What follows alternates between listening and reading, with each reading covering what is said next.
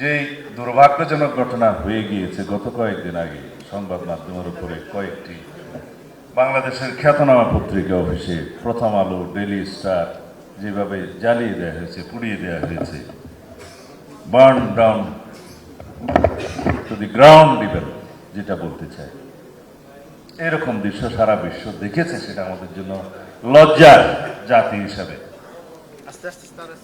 এটা কোনোভাবে আমরা শুধুমাত্র দুঃখ প্রকাশ করে ক্ষমা প্রার্থনা করে সমাপ্ত করতে পারবো না। এখানে সরকারের দায়িত্ব ছিল সবচেয়ে বেশি,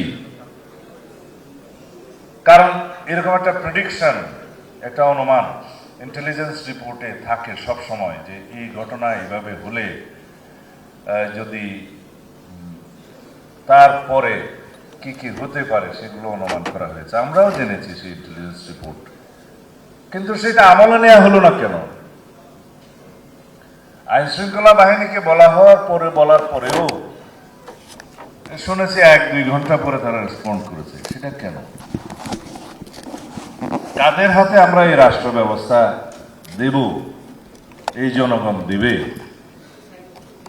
তাদের নির্ধারণ করার জন্য যাদের দায়িত্ব, নিরপেক্ষ নির্বাচন করার জন্য যারা দায়িত্ব নিয়েছেন, তাদের এই জায়গায় ভূমিকাটা প্রশ্নবিদ্ধ।